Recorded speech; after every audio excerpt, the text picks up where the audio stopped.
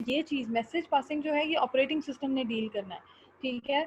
तो अब प्रोसेसेस के दरमियान जो लिंक इस्टेब्लिश होना है वो किस तरीके से होना है, वो कैसा होना है, मैसेज का साइज़ कितना होना है, ये सारी चीज़ें मतलब इम्प्लीमेंटेशन के पॉइंट ऑफ व्यू से इश्यूज़ हैं जिन्हें पहले से डिसाइड करना पड़ता है कि जी जब आप ऑपरेटिंग सिस्टम में ये फैसिलिटी दे रहे हैं तो फिर वो कैसी होनी चाहिए, ठीक है।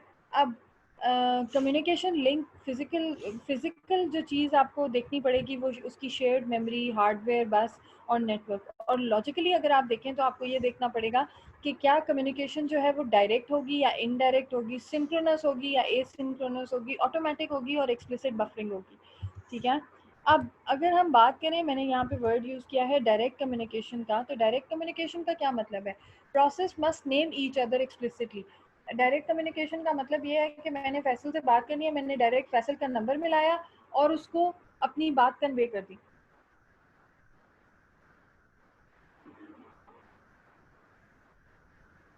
मेमोरी फुल हुई होगी ना, चेंज कर दो उसे,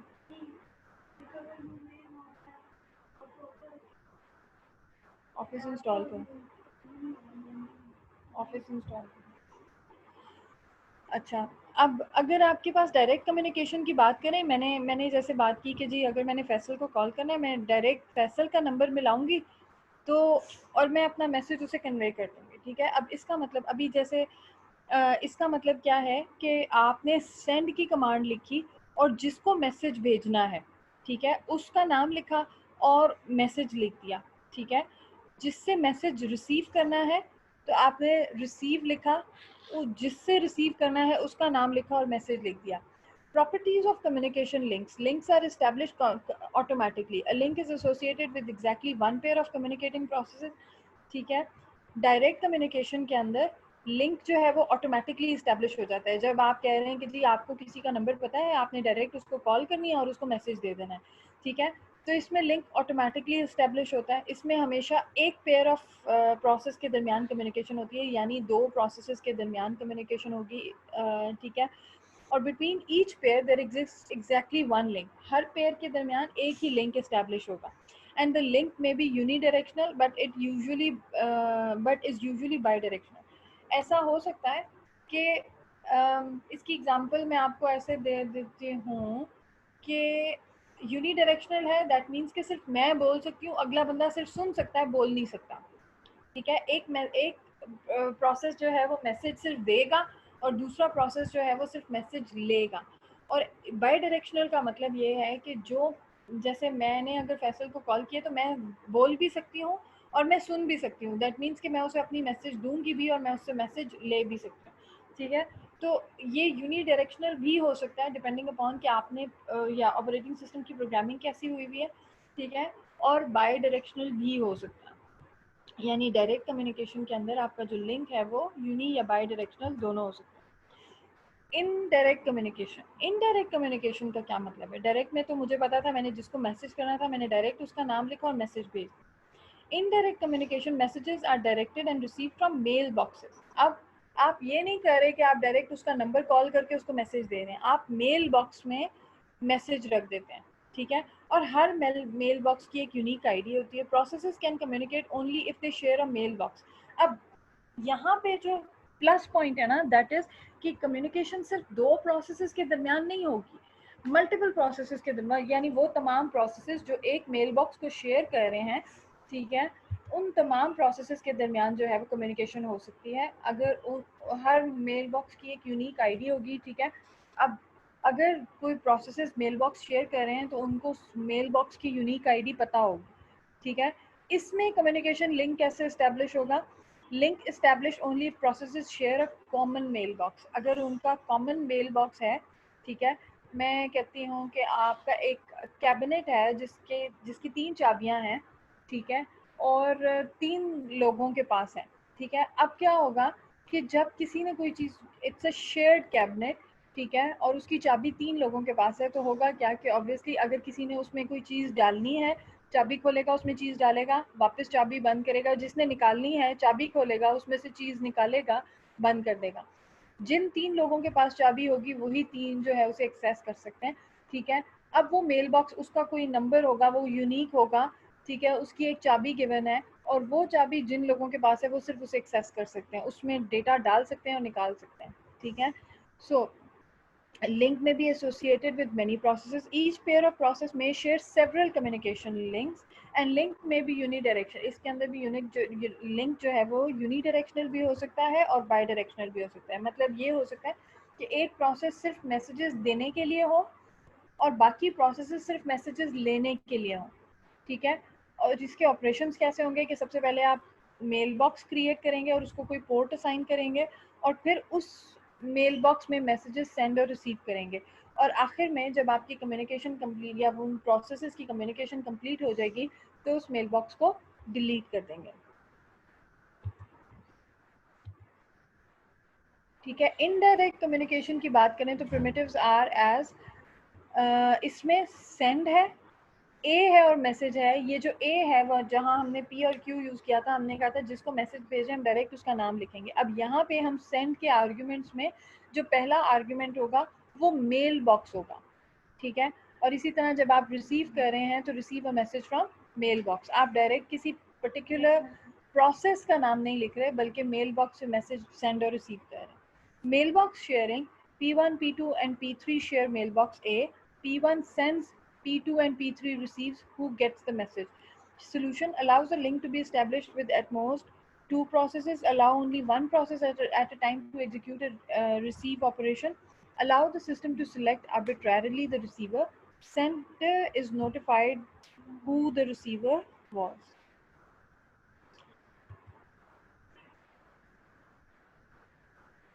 इसके बाद आपके पास है सिंक्रोनाइजेशन। मैसेज पासिंग में आइदर भी ब्लॉकिंग और नॉन ब्लॉकिंग।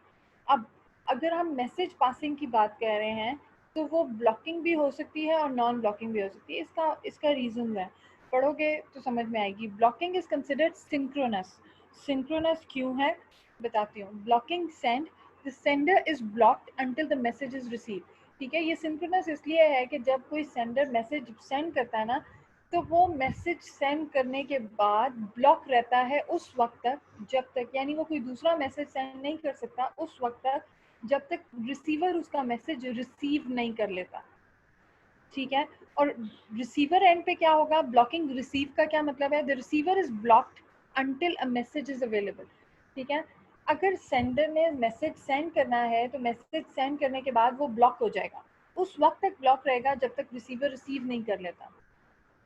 और रिसीवर एंड पे क्या होगा कि रिसीवर जब तक मैसेज रिसीव नहीं कर लेता वो ब्लॉक रहेगा। मैं आपको इसकी एग्जांपल ऐसे देती हूँ कि मैंने कॉल मिलाई, ठीक है। अब मैंने जब कॉल मिलाई है तो जब तक वो कॉल रिसीव नहीं होगी मैं ना तो कोई और कॉल मिला, मैं कोई और कॉल नहीं मिला सकती। That means I am blocked until that call is received, ठीक है। और रिसीवर एंड पे क्या होता है कि अगर मैंने कॉल मिला दी है और रिसीवर को बेल जा रही है तो अगर कोई दूसरा बंदा उसे कॉल मिलाने की कोशिश करेगा तो उसे वो कॉल जो है इंगेज जाती है। दैट मीन्स कि रिसीवर एक टाइम पे किसी एक की कॉल रिसीव कर सकता है और जब तक वो कॉल रिसीव नहीं करेगा वो कोई दूसरी कॉल रिसीव नहीं कर सकता, ठीक है। So this is blocking send and receive. अब non blocking is considered asynchronous. अगर हम नॉन ब्लॉकिंग की बात करें तो वो एसिंक्रोनस है। नॉन ब्लॉकिंग का मतलब, नॉन ब्लॉकिंग सेंड का क्या मतलब है, the sender sends the message and continue. जैसे टीवी है, अब मैसेज भेजे जा रहा है, ठीक है। रिसीव कोई करता है, ठीक है, नहीं करता कोई मसला नहीं।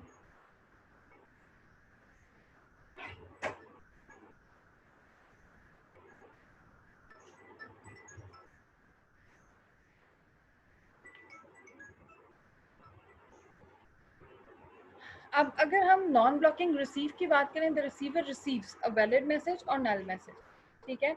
कि नॉन ब्लॉकिंग के अंदर रिसीवर रिसीव कर रहा है मैसेज, मतलब वैलिड मैसेज है या नल मैसेज है, कोई मसला नहीं, ठीक है। डिफरेंट कॉम्बिनेशंस इसके पॉसिबल हैं। ऐसा हो सकता है कि ब्लॉकिंग सेंड हो, नॉन ब्लॉकिंग रिसीव हो, ब्लॉकिंग रिसीव हो, नॉन ब्लॉकिंग सेंड हो, या ब्लॉकिंग सेंड ब्लॉकिंग रिसीव हो और non blocking send non blocking receive हो। कुछ भी कॉम्बिनेशन हो सकता है, ठीक है। बट अगर both send and receive are blocking तो फिर हम कहते हैं कि वो रेंडिसवर्स है, ठीक है। उसके बाद आ जाता है buffering. Queues of messages attached to the link, ठीक है, implemented in one of the three ways. अब बफरिंग के लिए आपके पास तीन चीज़ें हैं। एक zero capacity, no messages are queued in a link, sender must wait for receiver.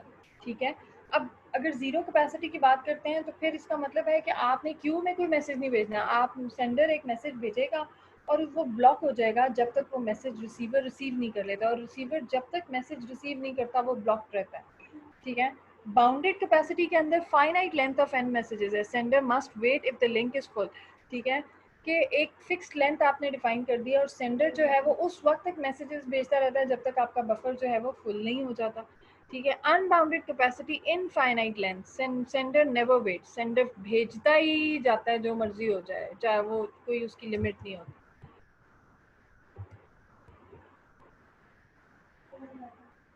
ठीक, सो यहाँ तक मैंने दूसरी क्लास के साथ, एक सेकंड,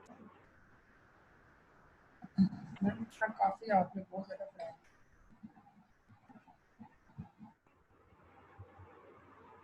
नहीं वैसे हमने पाइप्स भी पढ़ा है। छोड़ देना। अच्छा, अब एक तरीका आपके पास कम्युनिकेशन का ये भी है, मतलब इंटर प्रोसेस कम्युनिकेशन हमने कहा कि जी मैसेज पासिंग के थ्रू हो सकती है, हमने कहा कि क्या कहते हैं उसे, मैसेज पासिंग था और दूसरा क्या था, शेयर्ड मेमोरी था।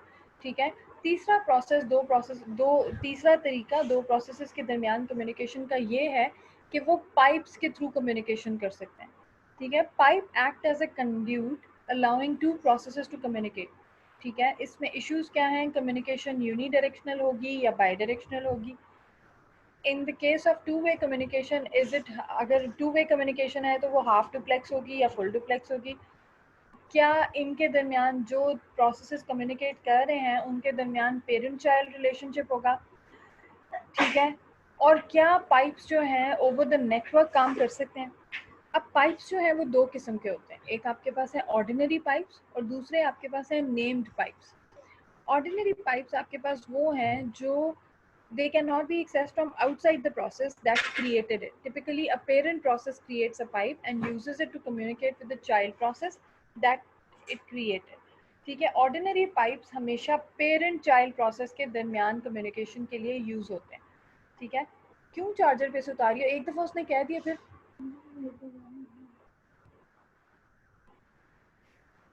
अब अगर हम दो प्रोसेसेस की बात कर रहे हैं, मतलब अगर हम बात कर रहे हैं दो प्रोसेसेस के दरमियान कम्युनिकेशन की, तो हम ऑर्डिनरी पाइप्स यूज़ कर सकते हैं, हम नेम्ड पाइप्स यूज़ कर सकते हैं। ऑर्डिनरी पाइप्स सिर्फ उस वक्त यूज़ हो सकते हैं जब दो प्रोसेसेस के दरमियान कम्युनिकेशन जो है वो पेरेंट, या दो प्रोसेसेस के दरमियान जो रिलेशनशिप है वो पेरेंट चाइल्ड रिलेशनशिप हो। ठीक है, अगर पेरेंट चाइल्ड रिलेशनशिप नहीं है तो फिर हम ऑर्डिनरी पाइप्स यूज नहीं कर सकते, हम नेम्ड पाइप्स यूज करते हैं। ठीक, अगर हम ऑर्डिनरी पाइप्स की बात करें तो allow communication in a standard producer consumer style. ठीक है, producer writes to one end and consumer reads from the other end. मेरा ख्याल है इस वक्त तक हमें ये क्लियर है कि प्रोड्यूसर का मतलब क्या है, जो मैसेजेस भेज रहा है, और कंज्यूमर का क्या मतलब है कि जो रिसीवर जो मैसेजेस ले रहा है। ठीक है, सो प्रोड्यूसर हमेशा, जो पेरेंट प्रोसेस है वो आपके पास एक एंड पे मैसेजेस भेज रहा होता है और जो चाइल्ड है वो दूसरे एंड से मैसेजेस को ले रहा होता है। दिस मीन्स कि ऑर्डिनरी पाइप्स यूनिडायरेक्शनल होते हैं। ठीक है, और इनके दरमियान हमेशा पेरेंट चाइल्ड रिलेशनशिप होता है। एक एंड मैसेजेस भेजने के लिए है और दूसरा एंड मैसेजेस रिसीव करने के लिए, यानी एक एंड जो है वो पेरेंट का एंड है और दूसरा एंड जो है वो चाइल्ड का एंड है। और विंडोज के अंदर इन पाइप्स को, यानी ऑर्डिनरी पाइप्स को अनोनिमस पाइप्स कहते हैं। फिर हम आ जाए नेम्ड पाइप्स पे। Named pipes basically are more powerful than ordinary pipes. Communication जो है वो बाई डायरेक्शनल होती है, यानी दोनों साइड्स पे रिसीव भी हो सकता है और सेंड भी हो सकता है। there is no parent child relationship is not necessary between the communicating processes. यानी अगर दो processes communicate कर रहे हैं तो उनके दरमियान parent child relationship का होना ज़रूरी नहीं है. अगर है तो हो भी सकता है, लेकिन अगर नहीं भी है तो भी ठीक है. ठीक है. Several processes can use the named pipe for communication provided on both Unix and Windows systems. ठीक है. यानी Unix और Windows दोनों के अंदर, एक मिनट उसने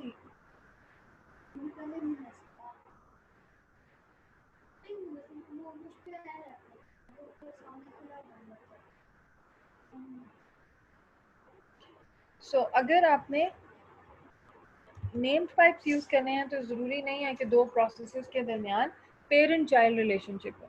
ठीक है.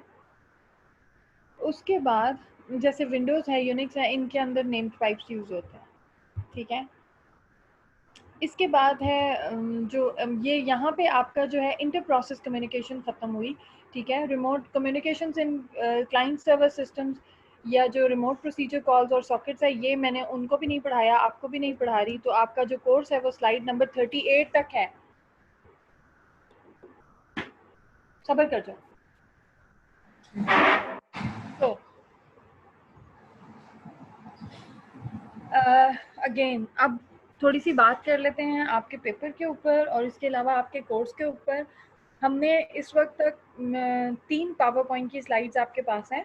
ठीक है. जिनमें लेक्चर 1 और 2 ऑपरेटिंग सिस्टम का जो मैं मतलब जिसे कहना चाहिए उसका एक इंट्रोडक्शन था. ठीक है. जो दूसरा था उसके अंदर आपके पास ऑपरेटिंग सिस्टम का स्ट्रक्चर और उसकी सर्विसेज थी.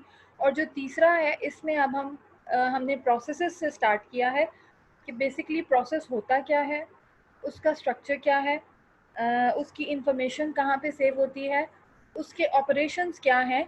ठीक है. और प्रोसेसेस के दरमियान कम्युनिकेशन कैसे होती है.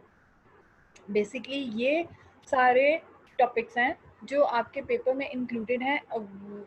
बहुत कम कोर्स है बच्चों. ठीक है.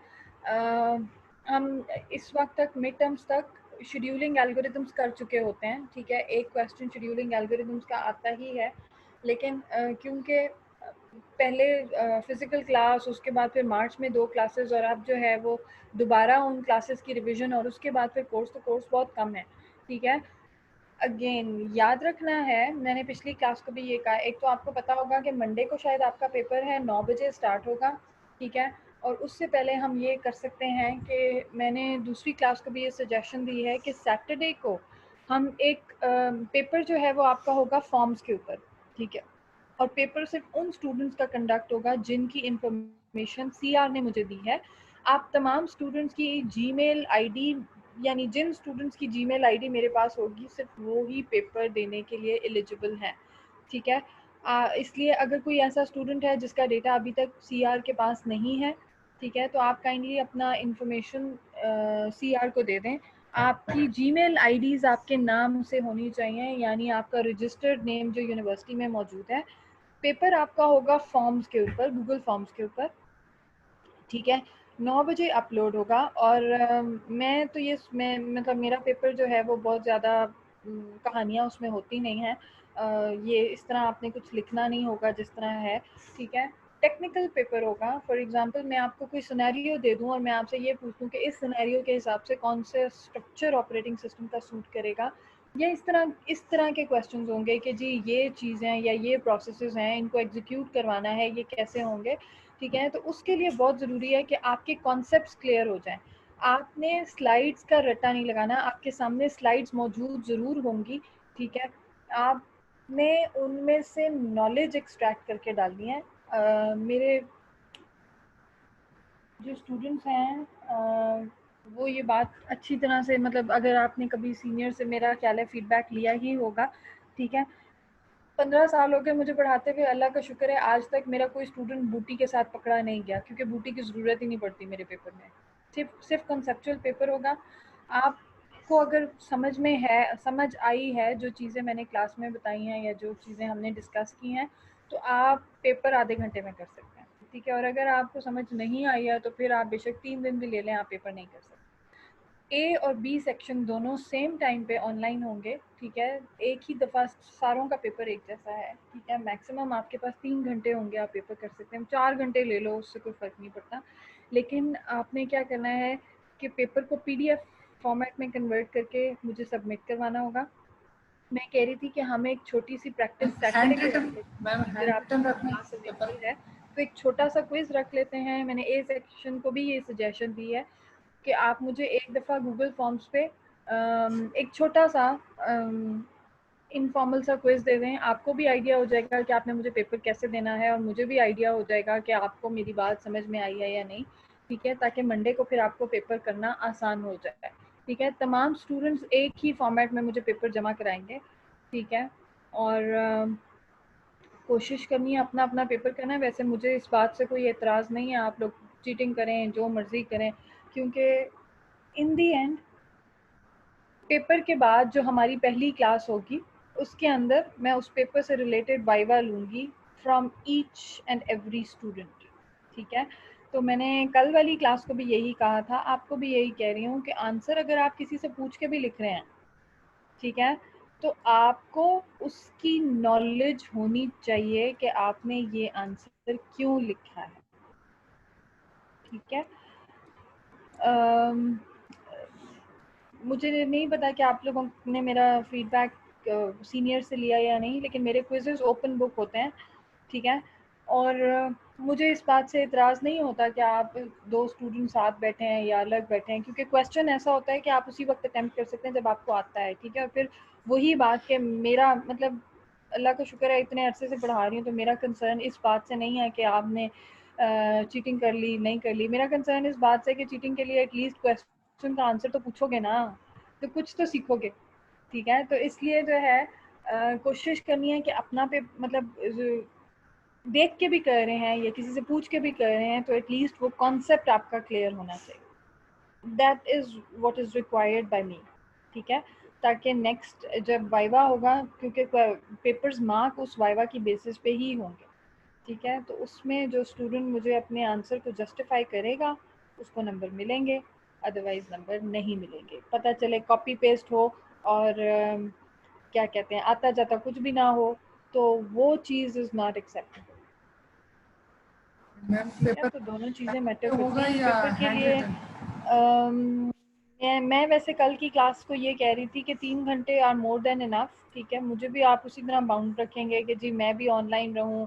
अब 6 घंटे बहुत ज़्यादा हो जाते हैं, लेकिन अगर किसी स्टूडेंट की कोई प्रॉब्लम है, मतलब नेट का इशू है, लाइट का इशू है, कोई और सर्कमस्टांसेस हैं, तो आप मुझे पहले बता दें। ठीक है, अपने सीआर को इन्फॉर्म कर दें, मुझे कल तक ये इन्फॉर्मेशन मिल जाए कि जी ये स्टूडेंट हैं जिनका प्रॉब्लम हो सकता है। हुमायूं हैंड रिटन अलाउ कर दूं तो देखो आप मुझे बताओ कि हर देखो मैं ये मेरे साथ हुआ है।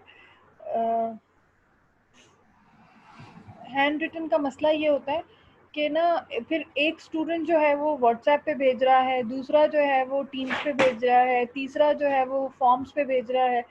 तो आप अगर टीचर के रेफरेंस से सोचो तो it is so difficult to check different forums पे पेपर्स को चेक करना मुश्किल हो जाएगा।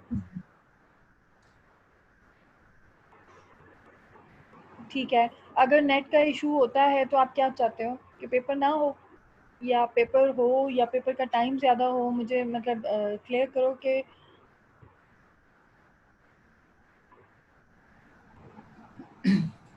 नहीं नहीं नहीं नहीं,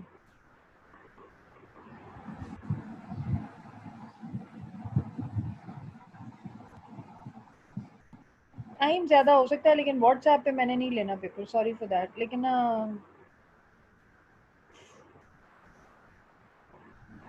मैम जो गांव वगैरह में है जिनके पास नेट नहीं है मैम,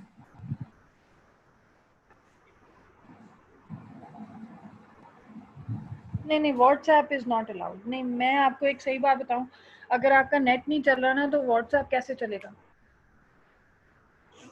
मैं सही बात है, मैं बहुत इस तरह देखो अच्छे अच्छे तरीके से दो, मैं आपको फैसिलिटेट करती हूँ, आप मुझे फैसिलिटेट करें। टू साइडेड होना चाहिए ना, मतलब ये तो नहीं कि अब मैंने स्टूडेंट को फैसिलिटेट करना है लेकिन उस फैसिलिटेशन में मेरी अपनी जो है वो सारी चीज़ जो है ख़राब हो जाए। एक फोरम रखते हैं, ठीक है। मैम टाइम बढ़ा दें। अगर गुजारे लाइक भी चलता है तो सिर्फ सेंड करने के लिए ही चाहिए होगा ना, वैसे तो आपने वैसे ही फिल करना है।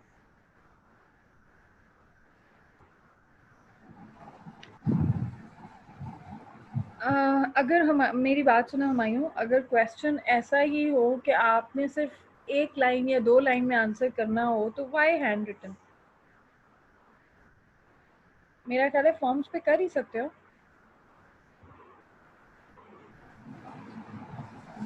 चैट के बजाय माइक पे बोल लो बच्चे। मैम टाइम बढ़ा दें बस थोड़ा सा।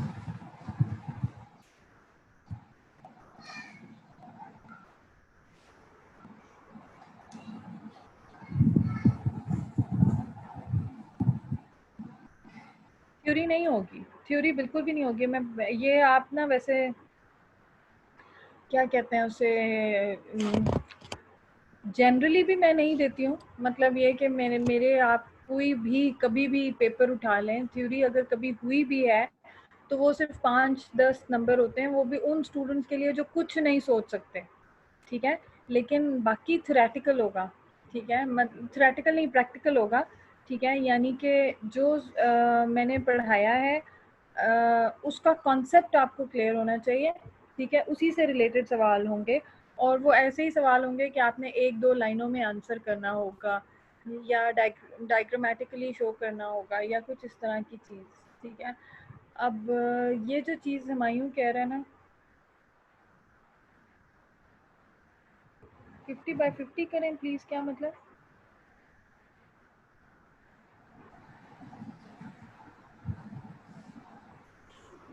आपका पूरा पेपर ही वाइवा पे डिपेंड करता है।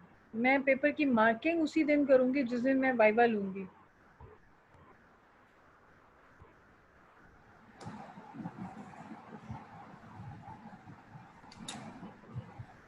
ये याद रखो कि मुझे क्वेश्चन का आंसर करोगे और सवाल मैं अपने तरीके से हर स्टूडेंट से अलग अलग पूछूंगी, ठीक है।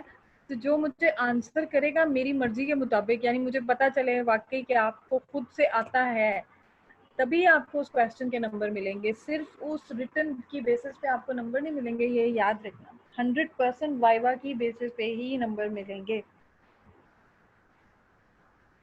बिल्कुल टफ नहीं होगा बेटा, ये तो आप दुआएं दोगे कि वाकई ये ज़्यादा अच्छा तरीका है। कम से कम जिन स्टूडेंट्स को आता है वो भी इस चीज़ से खुश होंगे और जिनको नहीं आता मुझे यकीन है कि वो भी सीख लेंगे, क्योंकि मेरा पर्पस आपको सिखाना है।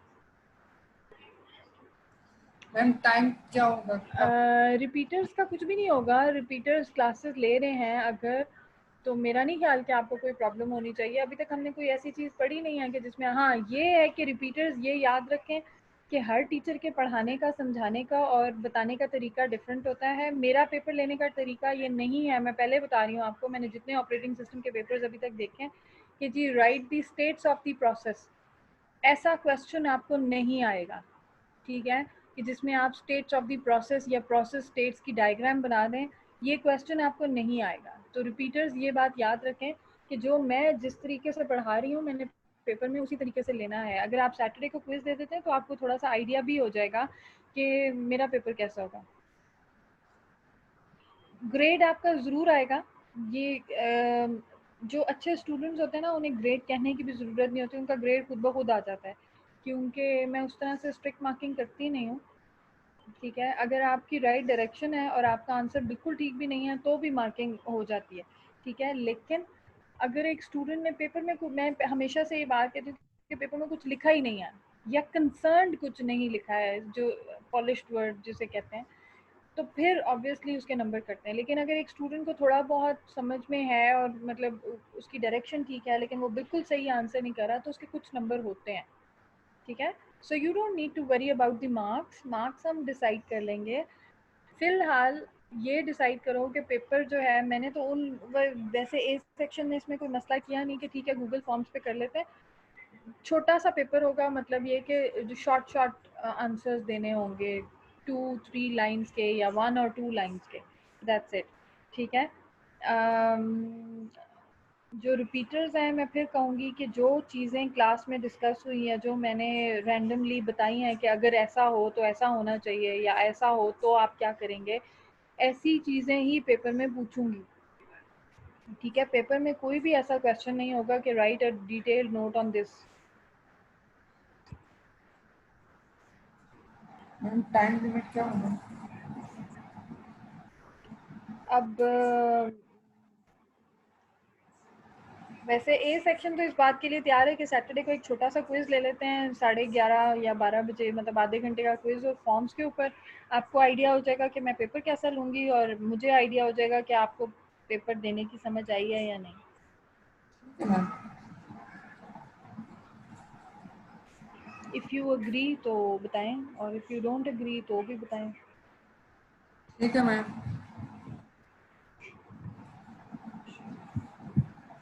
मैम आवाज़ आ रही है पेपर आपको? का टाइम मुझे रिमोट एरिया के स्टूडेंट्स के नाम जो है ना वो फैसल मेल करेगा। ठीक है मैम। ठीक है, वो स्टूडेंट्स जिनका वाकई जेन्युइन, वैसे मैं आपको बताऊं कि फॉर्म्स पे क्विज देना ज़्यादा आसान होगा, आपको बहुत ज़्यादा कहानियाँ लिखने की ज़रूरत नहीं पड़ेगी। लेकिन अगर कोई स्टूडेंट ऐसा है कि जिसको मसला है, लेकिन फॉर्म्स पे वैसे अटैचमेंट भी हो जाती है, अगर आपका कोई ऐसा आंसर है तो आप अटैच करके उसे सेंड कर सकते हैं। एंड मैम टाइम बता दें कितना होगा? फैसल आप हैं ऑनलाइन? यस मैम, ऑनलाइन हूँ। आवाज़ नहीं आ रही मैम? फैसल बोलते क्यों नहीं हो? मैम आपने फैसल शायद तो मैं फैसल बोल को है तब म्यूट से। किया हुआ है, आपको शायद इसकी आवाज़ नहीं आ रही। मोहसिन आवाज़ आ रही है? जी फैसल भाई मुझे आ रही है, लेकिन मैम को आपकी शायद आवाज़ नहीं आ क्या रही। बात है, मुझे तो किसी मैम काफ़ी देर से बोल रहा हूँ, आपको आवाज़ नहीं आ रही? मैडम को शायद किसी की आवाज़ नहीं आ रही। मैम आपने म्यूट किया हम सबको। अच्छा अब बोलो। मैम आवाज़ आ रही है आपकी, काफ़ी देर से मैम कुछ पूछ भी रहा था आपको शायद। अच्छा, की आवाज आ रही थी, अब आ रही है, अब बोलो। मैम मैं सॉरी। ये पूछ रहा था टाइम लिमिट क्या होगी मैम? टाइम लिमिट देखो, मैं तो ये कहती हूँ कि मैंने 1 घंटे का पेपर बनाना है, 3 घंटे मोर देन इनफ है। लेकिन आप मेरा ख्याल है कि 3 घंटे में बड़े आराम से पेपर जमा करा दोगे, मैम चीटिंग के 4 साथ। आवर्स कर दें मैम, हाँ 4 आवर्स कर दें, 4 घंटे कर दें। ठीक है, 4 घंटे कर देती हूँ। ठीक है मुझे मैम। कोई मसला नहीं है, आपको आप देख लो, मैं 4 घंटे करूंगी, स्टूडेंट्स कहेंगे 6 घंटे, मैं 6 घंटे करूंगी, स्टूडेंट्स मैम कहेंगे 12। मैम अगर पेपर कोई डेढ़ आता घंटे है, का पेपर है तो 4 घंटे इनफ है मैम। 1 घंटे का है, 1 घंटे का। ठीक है मैम, 4 आवर्स ठीक है। क्विज हम सैटरडे को देंगे मैम, किस टाइम पे मैम क्विज होगा? जैसे उन्होंने ना, ए सेक्शन कहता है हमने बी सेक्शन के साथ क्विज नहीं देना।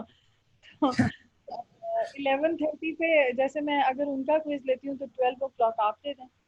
ठीक है मैम।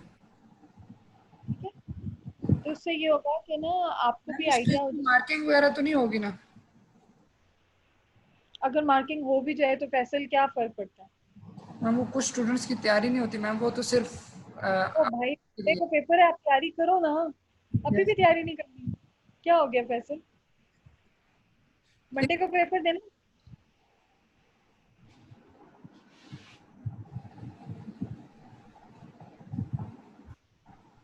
जी फैसल, मंडे को पेपर देना है आपने, तो ठीक। सैटरडे को तैयारी करके आए। ठीक है। ठीक है, ठीक है मैं ma'am. It is just an informal quiz. लेकिन आप मार्क्स नहीं रखना चाहते हैं, आप ना रखें, लेकिन बाद में आपने खुद ही मुझे कहना है कि मैम इसके मार्क्स ऐड कर दें। ठीक है मैम, जैसे आपको बेहतर लगे। ठीक है, मैं इसके मार्क्स इंक्लूड नहीं करूंगी अनलेस एंड अनटिल आप मुझे कहें कि इसके मार्क्स इंक्लूड करें। ठीक है, मगर इसके ये ना हो कि स्टूडेंट्स आए ही ना, स्टूडेंट्स ने आना है ताकि आपको आइडिया हो जाए कि आपने मेरे साथ पेपर कैसे देना। मैम आ ठीक है, जाएंगे। क्या होगा मतलब, शॉर्ट क्वेश्चंस, बिल्कुल ऑब्जेक्टिव टाइप क्वेश्चंस होंगे, लेकिन इससे आपको भी आइडिया हो जाएगा कि किस तरह का पेपर होगा। ठीक है मैम। वैसे एक ऑप्शन ये भी है कि मैं क्विज ही यानी कि सारा क्विज जो है वो ऑब्जेक्टिव टाइप बना लेती हूँ, 15-20 क्वेश्चंस रखती हूँ, 1 घंटे में दो और जाओ। क्या ख्याल है? Yes ma'am. इसमें एक ऑप्शन ये भी है कि 15-20 क्वेश्चन रखती हूँ, आधे घंटे में 2 और जाओ। मैम पेपर या क्विज मैम? आपकी आवाज़ नहीं आ रही मैम। मैं कह रही हूँ कि मिड टर्म ऐसा भी हो सकता है कि 15-20 ऑब्जेक्टिव क्वेश्चंस दूं और 1 घंटे में 2 और जाओ। नो मैम, ये मसला बन जाएगा हमारे लिए फिर। चलें ठीक है, बस ठीक है, फिर इंशाल्लाह सैटरडे को मिलते हैं। 11:30 12 ओ क्लॉक आपका जो है ना फिर क्विज होगा। ठीक है मैम। ठीक है, और कोशिश करना है कि मैक्सिमम स्टूडेंट्स हों। फैसल, इसके अलावा अगर कोई ऐसा स्टूडेंट है जिसका जेन्युइनली कोई इशू है नेट का या कोई और, तो आप ना पहले से मुझे बता देना, ताकि फिर मैं उसके लिए जो भी मैं कर सकी मैं फिर वो ठीक है आपको मैम, मैं बताने आपको लगी। बता दूंगा। ठीक है, और किसी की कोई क्यूरी? ये सेशन दोबारा एंड होने लगा है। यस मैम, इसके बाद मैम सेशन ना रखें, बस कोई किसी की क्वेरी हुई तो मैं अभी तो सेशन टाइम अभी रहता है बच्चे। मैम बस